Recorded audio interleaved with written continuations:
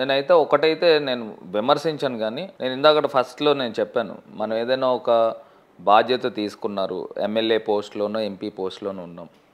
దానికి న్యాయం చేశామా లేదా అనేది కొలమానంగా తీసుకున్నాం. ఇవాళ రాజమండ్రి ప్రజలు ఓటు వేశారు. ఇక్కడ ఎమ్మెల్యే అయ్యారు. మరి ఎమ్మెల్యే అయిన తర్వాత మనం ప్రజలకి మనం మంచి చేసినా, చేయకపోయినా అందుబాటులో అయితే ఉండాలి కదా! ఆ బాధ్యత అయితే ఉందా లేదా? సో ఎంపీ అంటే ఢిల్లీలో ఉంటారు మ్యాక్సిమమ్. సో దేశానికి సంబంధించి బిల్స్లో కానీ వీటిలో కానీ జనరల్గా ఎంపీస్ కనబడరు. కానీ ఇక్కడ పెక్యులర్ సిచ్యువేషన్ ఏంటంటే మొత్తం నేను ఎంపీ కింద ఉంటూనే నేను ఒక కార్పొరేటర్ లాగే నేను వీధులమ్మట తిరుగుతూ ఉంటాను. ప్రతిదీ కూడా నేను సొంతంగా నేను చూసుకుంటూ ఉంటాను. సో ఎవరు మనకి ప్రజలు ఓటేసిన తర్వాత ఆ బాధ్యత మనం తీసుకున్నామా లేదా, దానికి ఎంతవరకు మనం న్యాయం చేసామనేది ప్రతి ఒక్కరికి కూడా ఒక ఆత్మసాక్షి ఉంటుంది. దాన్ని పరిశీలించుకోవాల్సిందిగా కోరుతాను. ఇంకొకటి మీరు అపాయింట్మెంట్స్ గురించి అడిగారు. ఇవాళ ముఖ్యమంత్రి గారు ఒక మహాయజ్ఞం చేస్తూ ఉన్నారు. అదేమంటే ఇవాళ సంక్షేమ పరిపాలన మాటల్లో లేదండి, చేతల్లోనే ఉంది. మాది మాటల్లో ఎక్కడా లేదు.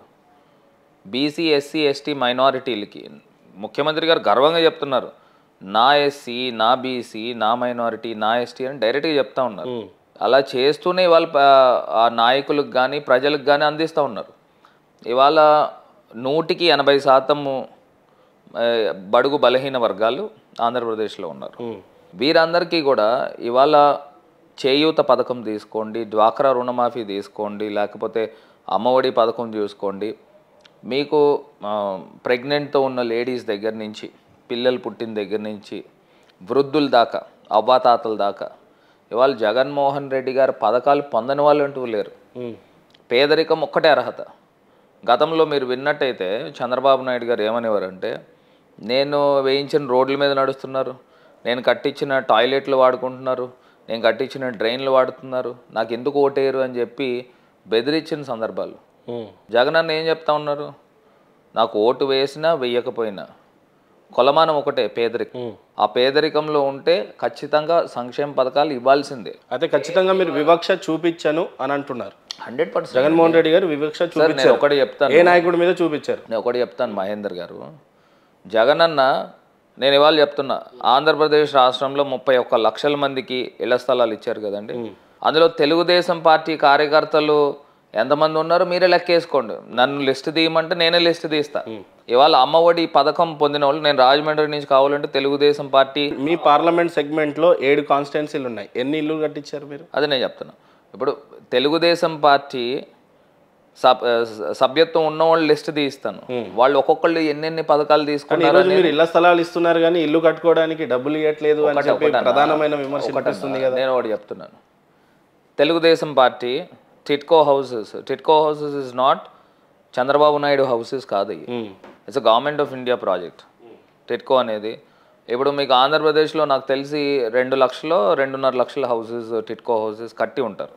అది కూడా when you compare with Uttar Pradesh, ఓ 15 నుంచి 16 లక్షల హౌసెస్ కట్టారు, the same TIDCO. When you compare with Maharashtra, ఓ 10 లక్షల హౌసెస్ కట్టి ఉంటారు. So why Andhra Pradesh? It's not Chandrababu Naidu garu houses కాబోయి, టిట్కో అంటే government of India. And at the same time వారు ఇచ్చింది 2.5 లక్షలు. I'm not clear if I'm not wrong, I think it's 2.5 lakh houses where he initiated. దాని తర్వాత ఆయన కూడా కట్టినప్పుడు కూడా ఓన్లీ పిల్లర్స్ లెవెల్ వరకు, లేకపోతే కొన్ని స్లాబ్ లెవెల్ వరకు చేసి వదిలేశాడు. ఆయన దిగిపోయేటప్పుడు Chandrababu Naidu garu, you know how much he left for the state ఎక్స్చెకర్లో డబ్బులు ఎంత ఉన్నాయి తెలుసా అండి? కేవలం 100 కోట్లు. ఖజానాలో ఉండింది 100 కోట్లు.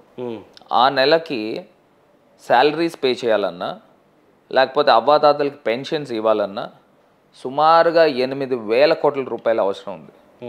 మరి ఇది ఎంత అన్యాయం అండి? 14 సంవత్సరాలు ముఖ్యమంత్రి చేసిన వ్యక్తి మరి ఈ రకంగా రాష్ట్రాన్ని ఈ రకంగా పెట్టకూడదు కదా. కనీసం ఆ మంత్కి సస్టైన్ అవ్వడానికైనా డబ్బులు పెట్టాలి కదా. So that is what he did. At the same time మీరు చెప్తా ఉన్నారు, చంద్రబాబు నాయుడు గారు కట్టించిన, ఆయన ఇనిషియేట్ చేసిన హౌసెస్ ఎన్ని, ఇవాళ జగన్ అన్న ఇనిషియేట్ చేసిన హౌసెస్ ఎన్నండి? 31 లక్షల ఇల్లులు ఎన్ని times? Almost more than 10 times. నిజంగా 31 లక్షల ఇల్లు 100%. నేను చెప్తాను ఇనిషియేషన్ అంటే we have initiated 31 lakh houses. At the same time మేము కూడా డబ్బులు మా రాష్ట్రం దగ్గర నుంచి ఇవ్వాలన్నా కూడా కష్టమే. మనము స్థలాలు చూపిస్తున్నాము, ఆ స్థలాలు లేఅవుట్లు చేస్తున్నాము, ల్యాండ్ లెవెలింగ్ చేస్తున్నాము. దాని తర్వాత హౌసెస్ కట్టేవన్నీ కూడా పిఎంఏవై, ప్రధాన్ మంత్రి ఆవాస్ యోజన నుంచి 1,50,000 రూపాయలు ఇస్తున్నారు.